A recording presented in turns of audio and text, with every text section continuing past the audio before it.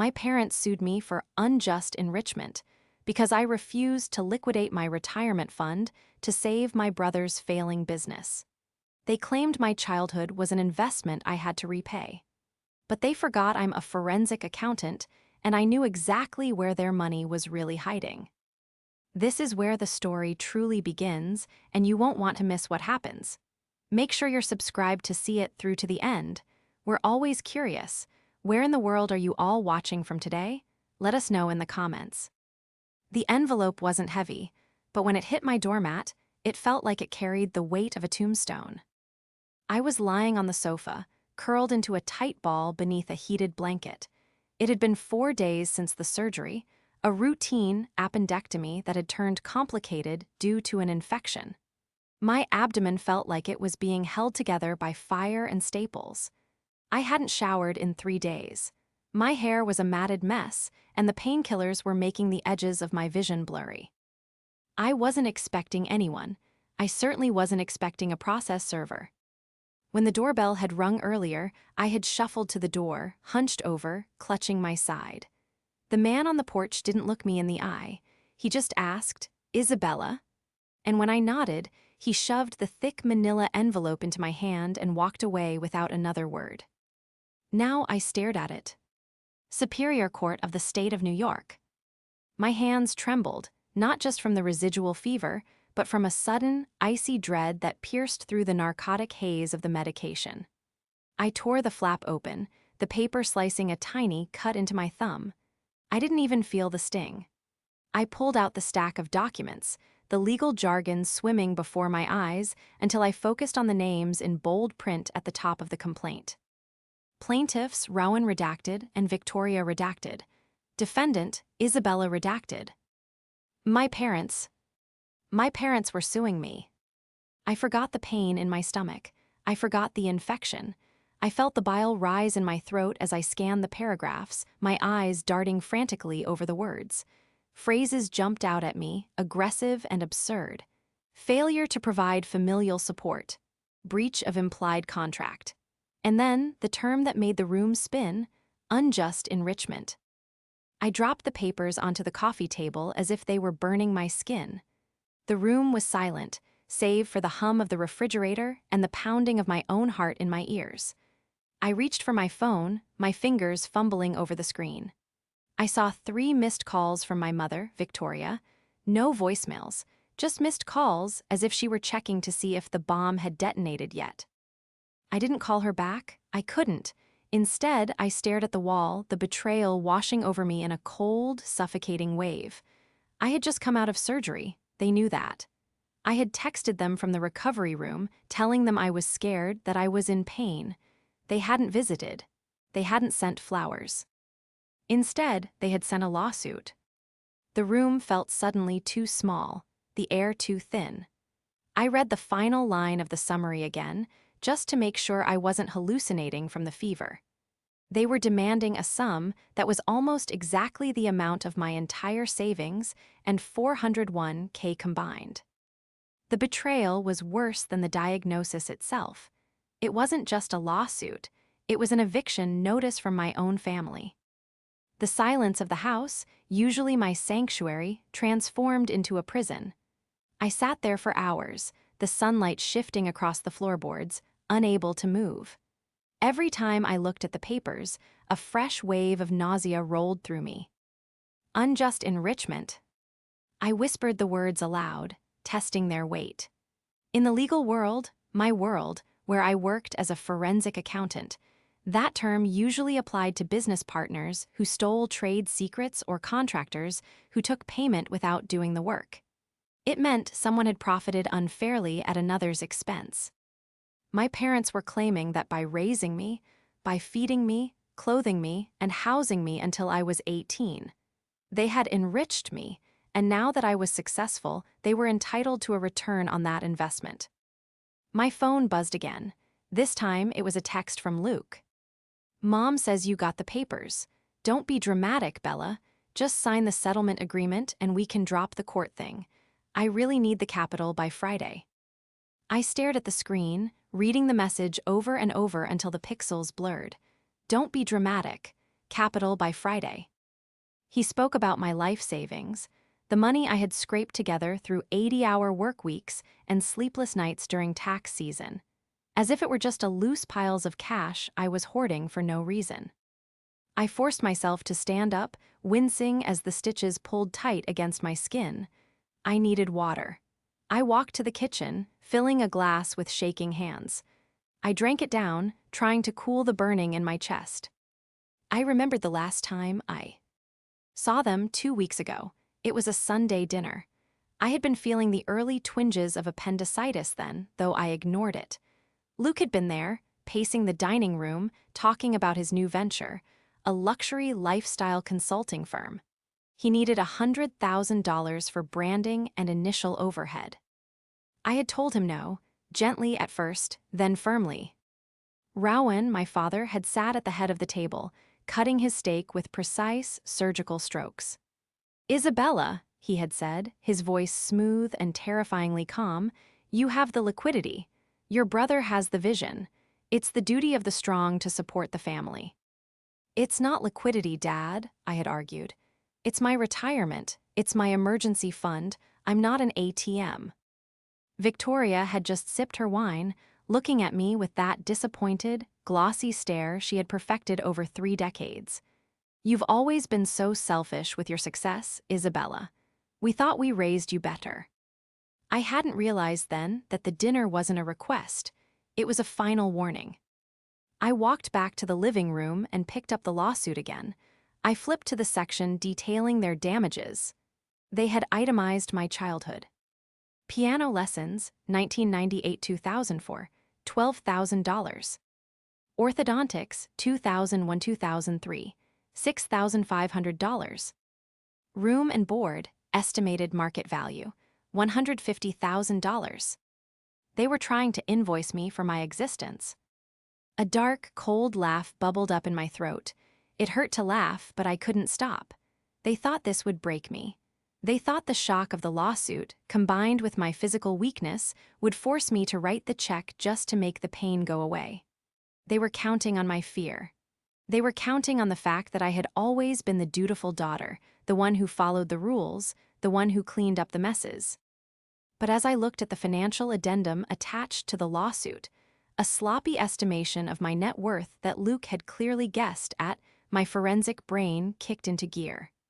The numbers were wrong. They were underestimating my assets in some areas and wildly overestimating them in others. But more importantly, looking at their filings, I noticed something else. To claim hardship and justify their demand for support, they had to disclose their own financial standing.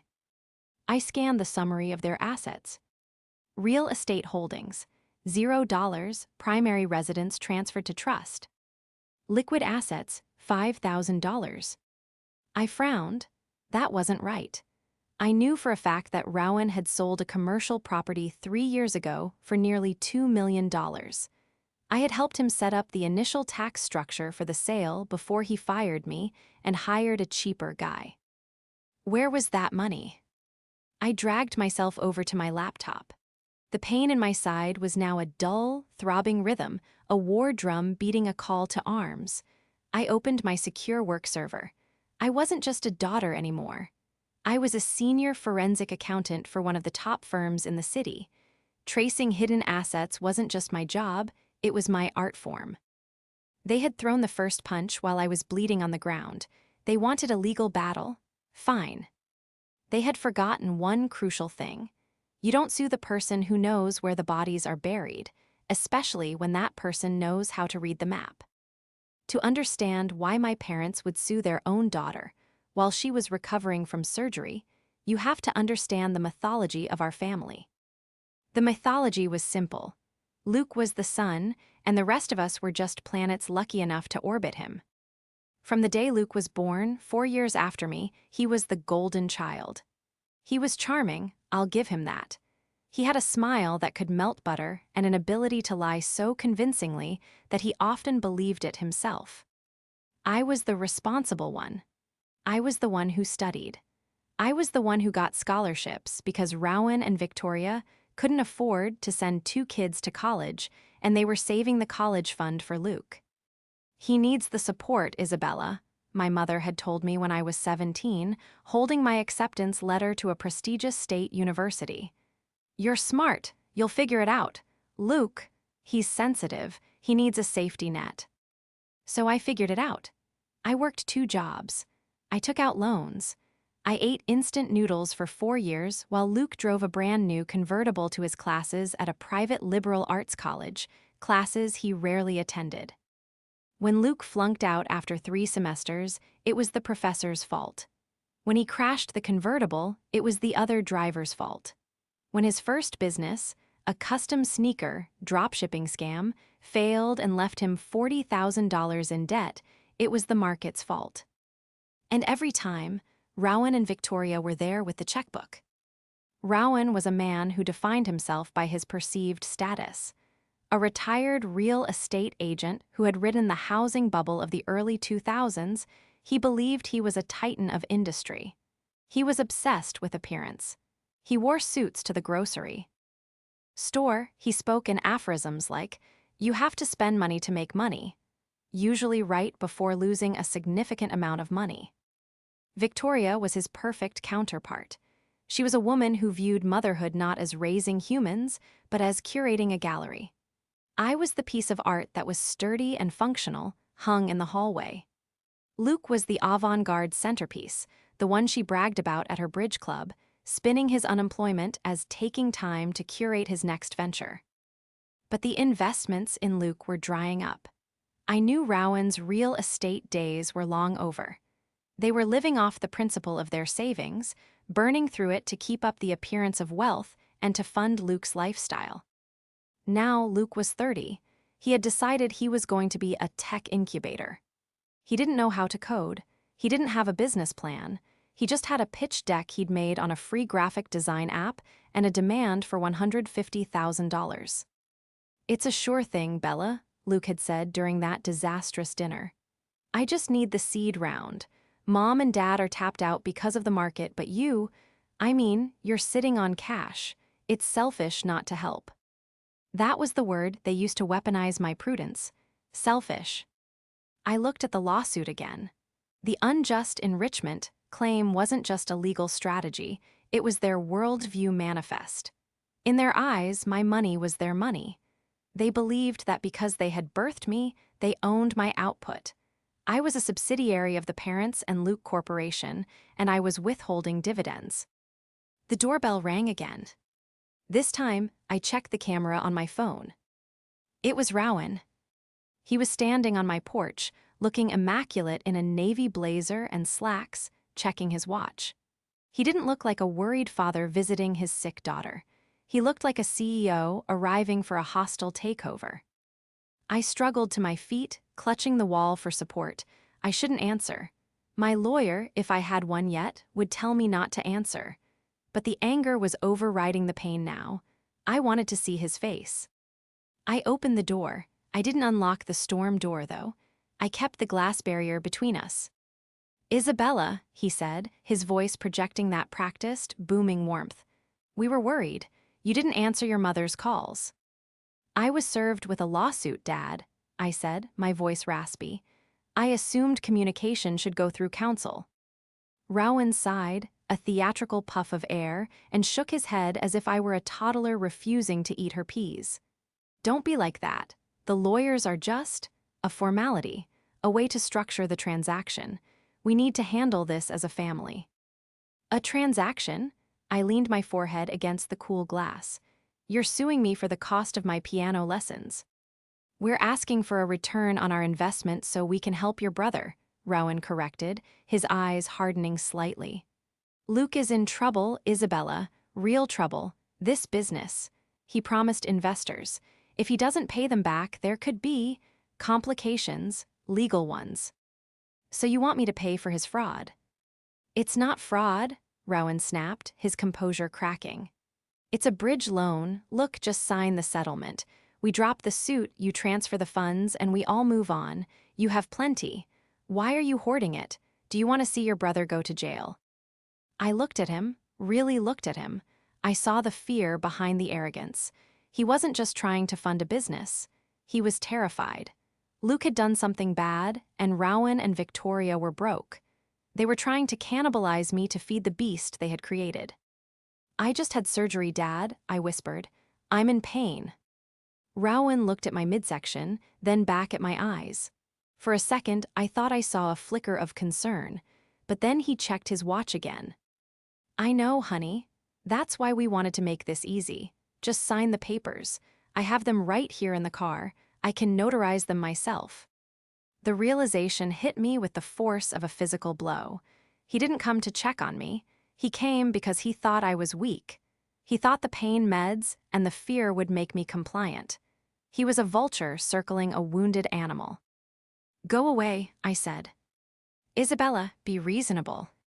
"Go away, Rowan," I said, using his first name for the first time in my life.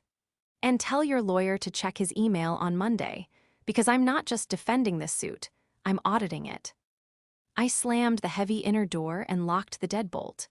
My legs gave out, and I slid down to the floor, the wood hard against my back. I was done crying. I was done being the dutiful daughter. They wanted a forensic accounting of our relationship. They were going to get one. The next 3 days were a blur of antibiotic schedules, ice packs, and the glow of 3 monitors illuminating my dark living room. I didn't go back to the office, but I didn't rest either. I couldn't. The anger had calcified into a cold, hard resolve that served as a better killer than the Percocet. My lawyer, a sharp-edged woman named Sarah whom I'd worked with on several fraud cases, had been incredulous when I sent her the filing. "Isabella, this is insane," she had said over the phone. "Unjust enrichment for raising a child? No judge in New York will entertain this. It's a nuisance suit. We can get it dismissed." "No," I had replied, adjusting the heating pad against my side.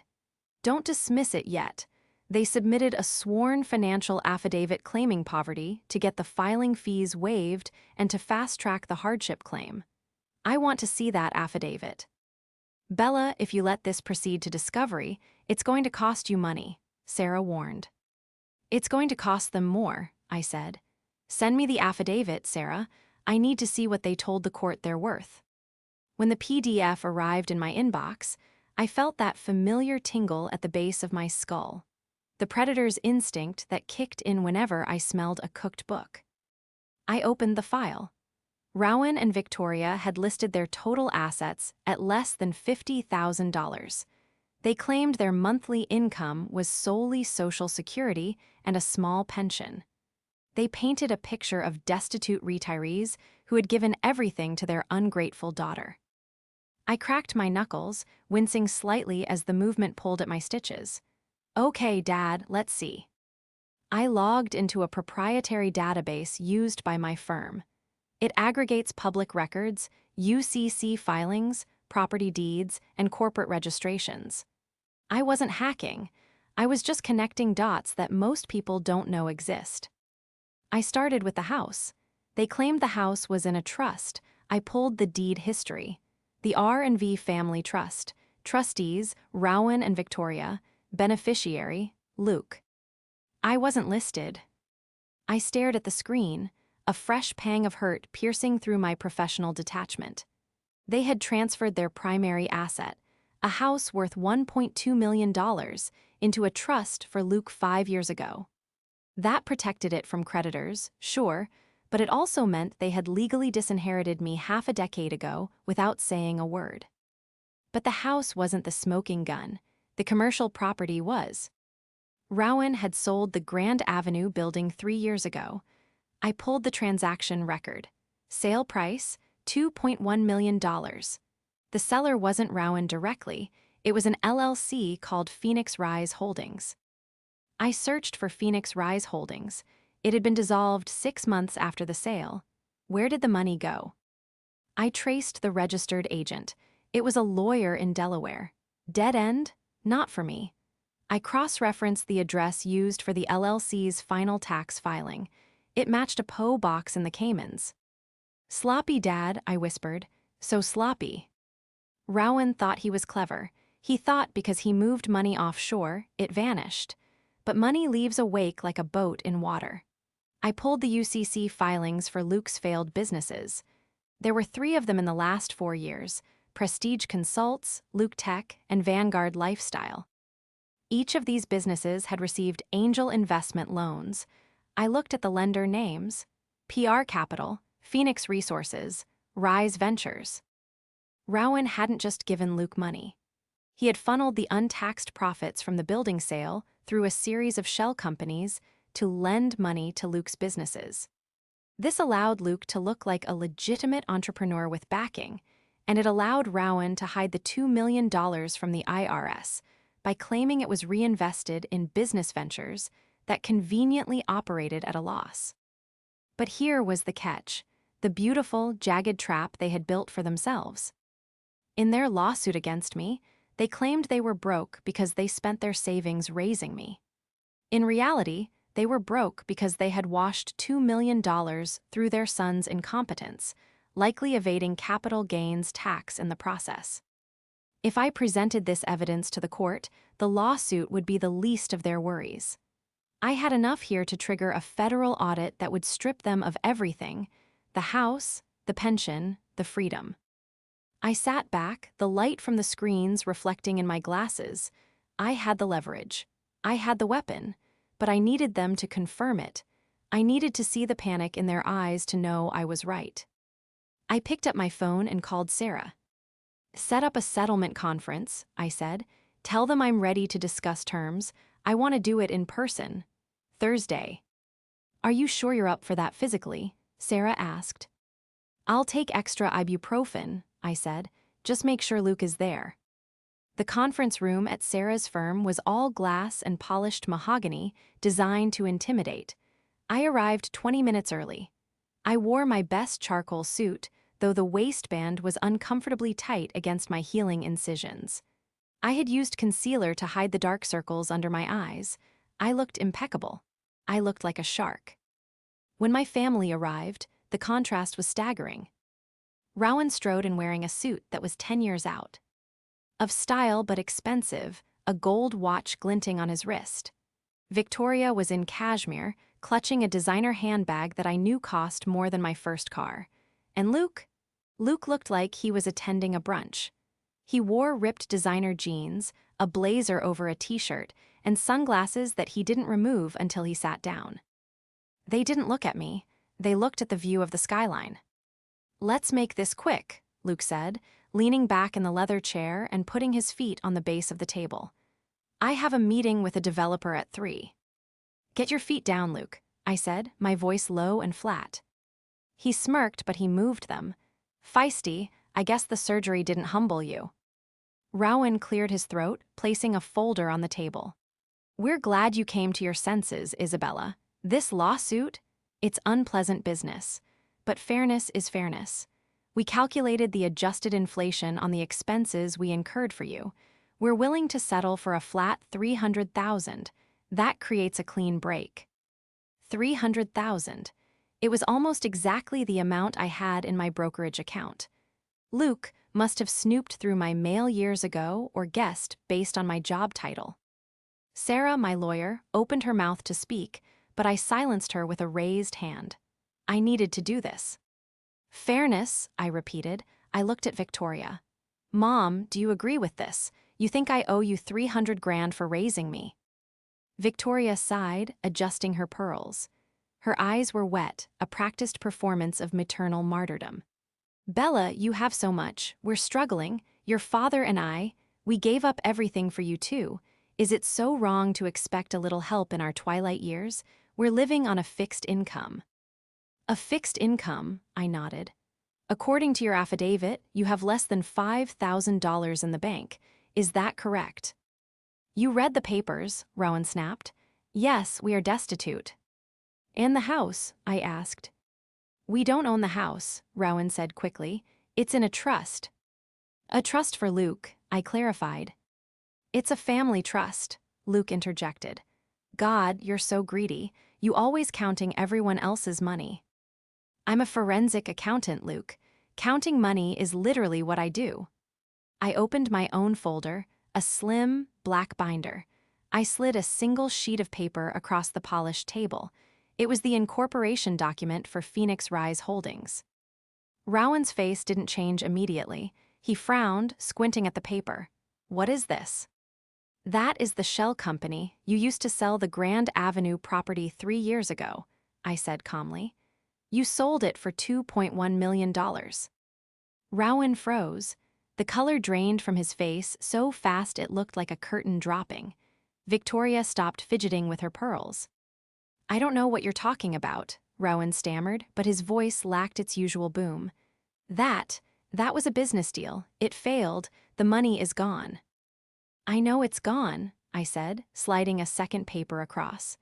This one showed the wire transfers. It's gone because you funneled it into Prestige Consults and Luke Tech. You didn't lose the money, Dad. You gave it to Luke.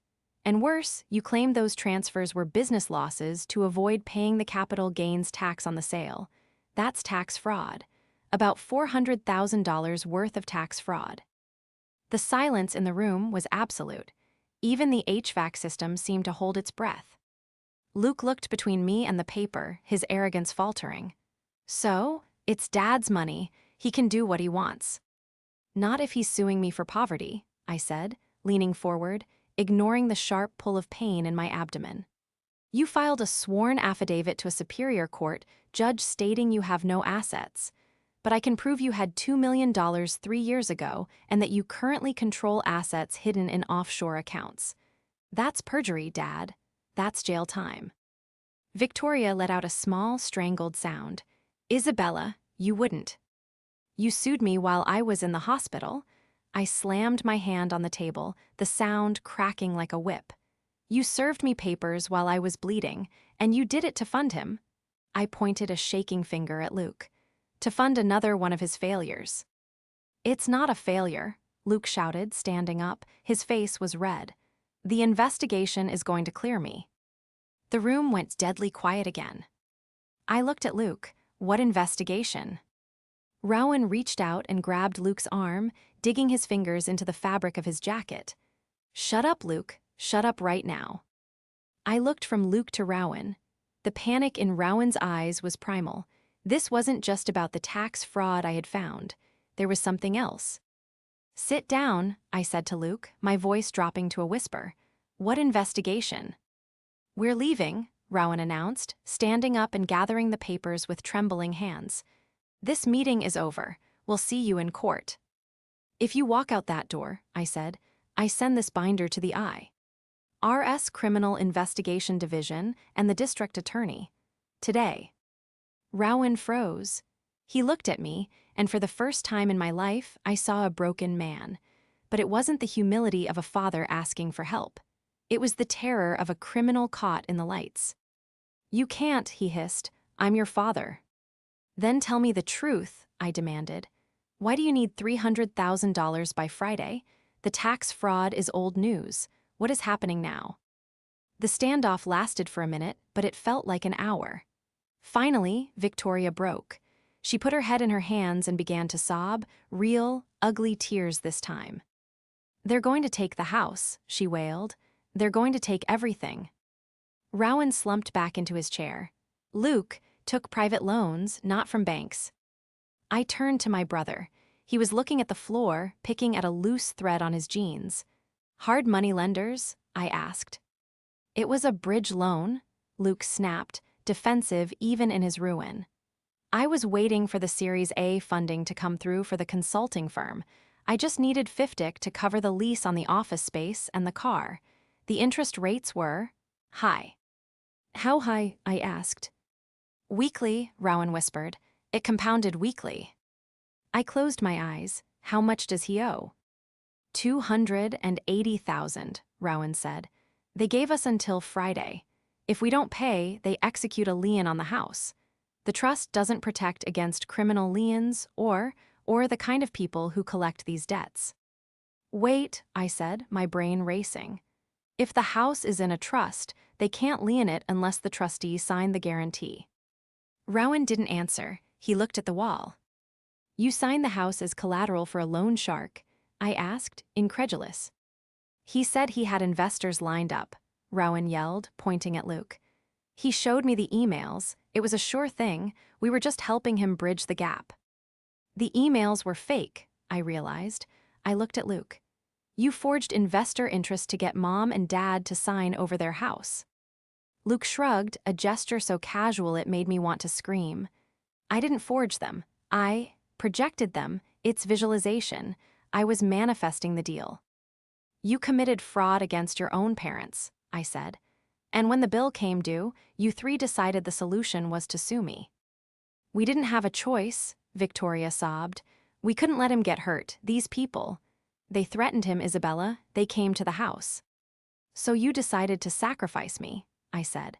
You decided to take my retirement, my safety, to pay off the thugs your golden child invited into your lives. You have the money, Luke shouted. Why are you making this such a big deal? You sit on that cash and do nothing with it. I'm trying to build an empire. I'm trying to create a legacy for this family. You're a parasite, Luke, I said coldly. And you're a dried-up jealous. Enough, Rowan barked. He looked at me. Isabella, please, if we don't pay by Friday, we lose the house. We end up on the street. Is that what you want? To see your mother homeless? Just sign the settlement. We'll pay you back when the market turns. When the market turns, I laughed, a harsh, jagged sound. You're delusional. I stood up.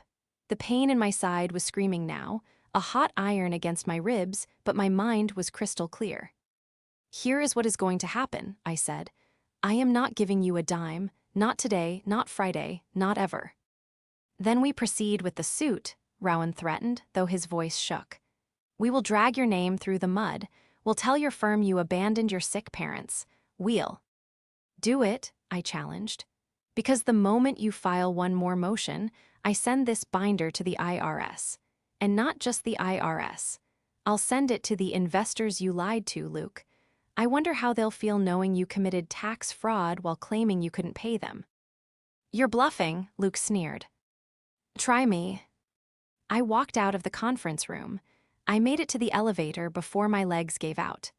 Sarah caught me, holding me up as the doors closed, shielding me from the view of my family. You okay? She asked, concerned. No, I said, leaning against the metal wall. But I have what I need. I went home, but the victory felt hollow. I knew they weren't done. Desperate people do desperate things, and my family was drowning. That night, the attack started. It began with an email to the HR department of my firm. My boss forwarded it to me at 9:00 p.m.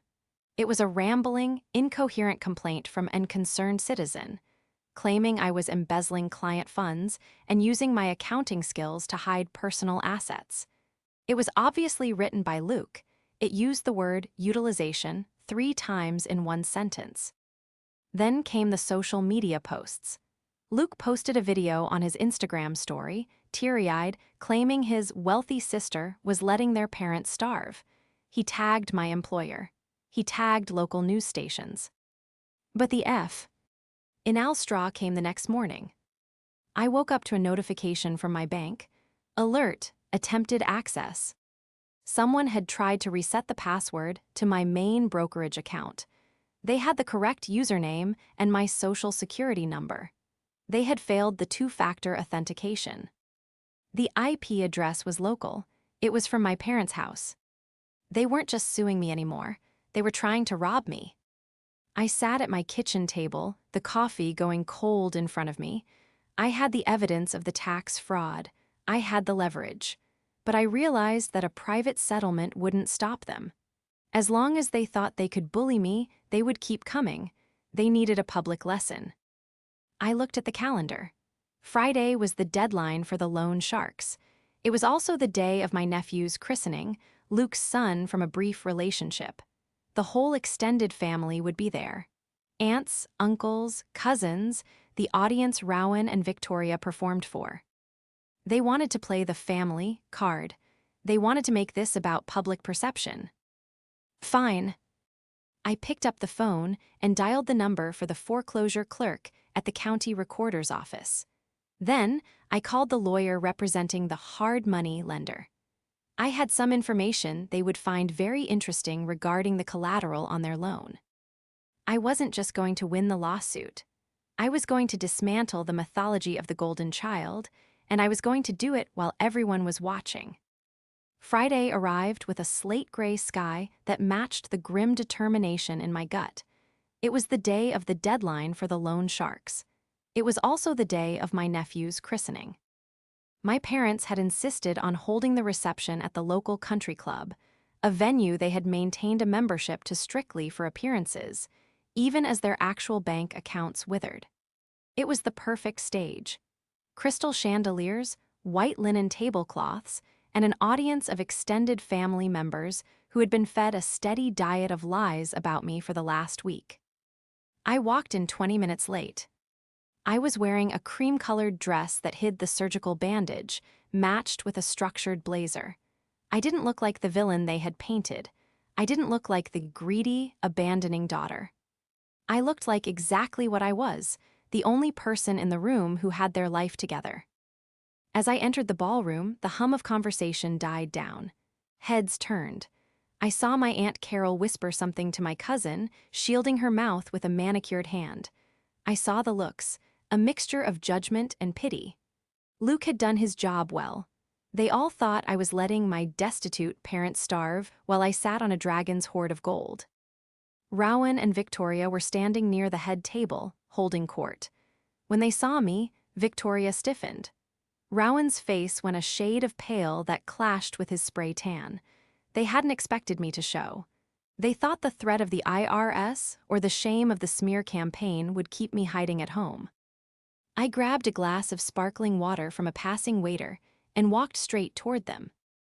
"Isabella," Victoria hissed as I got close, a forced smile plastered on her face for the benefit of the guests. "We didn't think you'd come, not after everything." "I wouldn't miss it, Mom," I said, my voice carrying just enough to be heard by the nearby tables. "I wanted to see the family. It's been a while since we had an honest conversation." Luke appeared at my elbow, smelling of expensive cologne and fear. "What are you doing here? If you're not here to write the check, get out. You're upsetting Mom." "Actually, Luke, I am here to settle accounts," I said. I stepped back, creating a small circle of space. The room was quiet now. The tension was palpable, a physical weight in the air. "Aunt Carol," I called out. My aunt, a gossipy woman who loved drama, looked up, startled. "You sent me a text yesterday saying I should be ashamed for not helping my parents when they're penniless.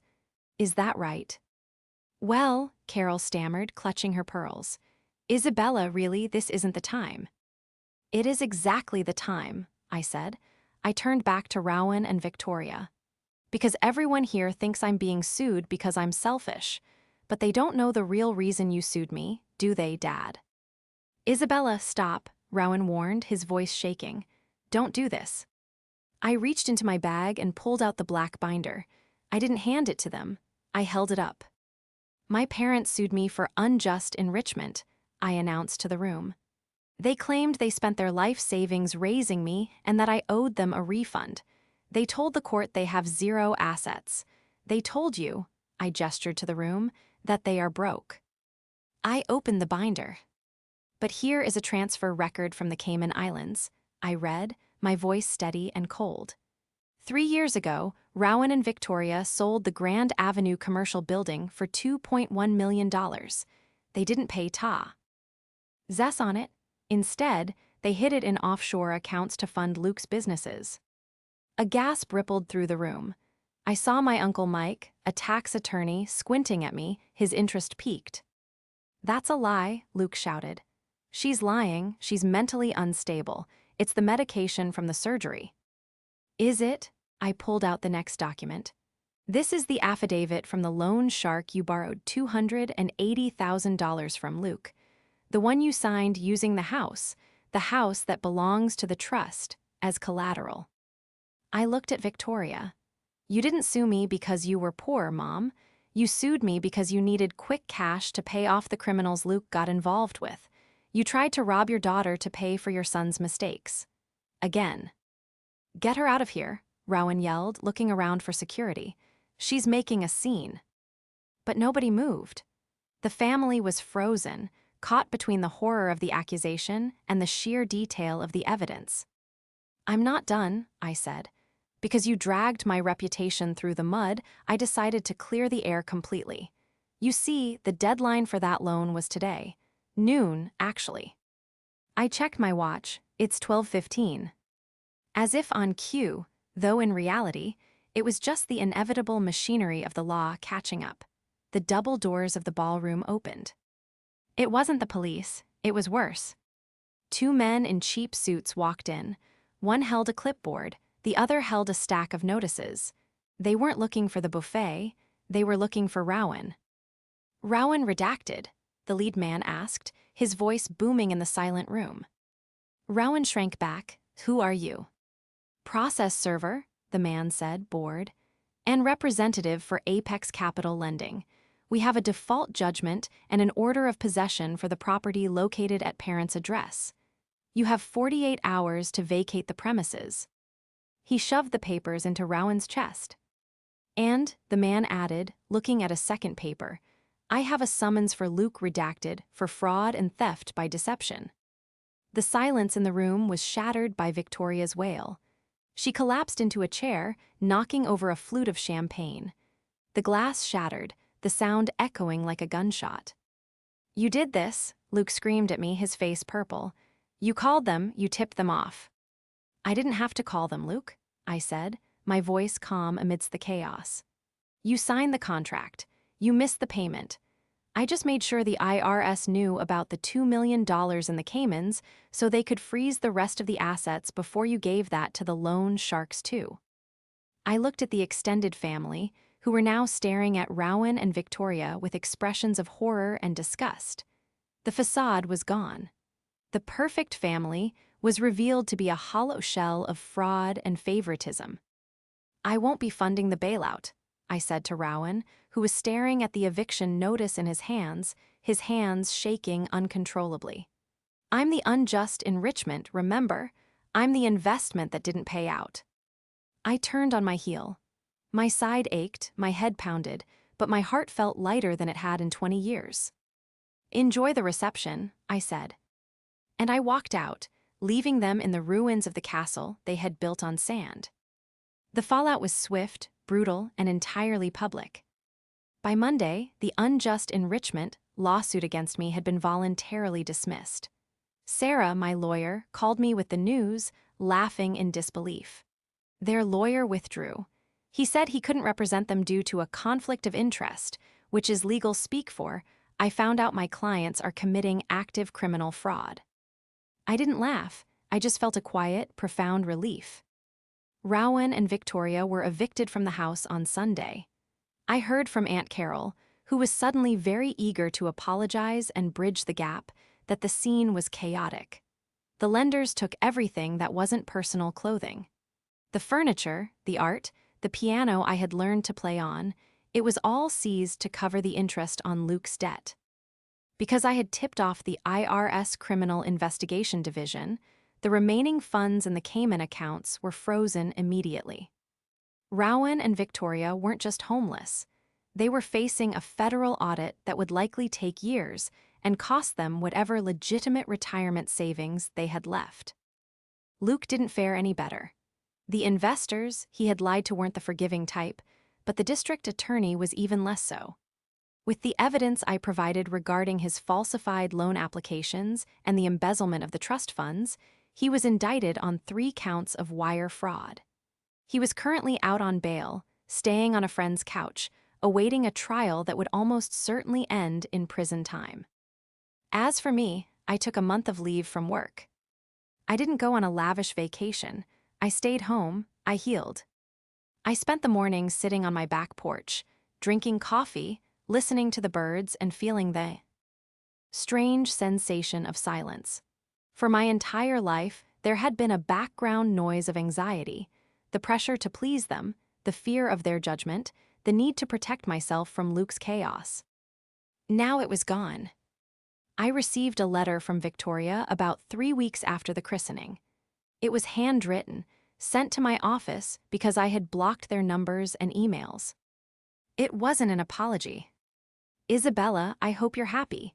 We are staying in a motel. Your father's blood pressure is dangerous. How could you do this to your own flesh and blood? We only wanted what was best for the family. You have so much, and you destroyed us for nothing." I read it twice. Then I took out a lighter and burned it in my kitchen sink. They still didn't get it. They thought I had destroyed them. They couldn't see that they had destroyed themselves. I had just turned on the lights so everyone could see the wreckage.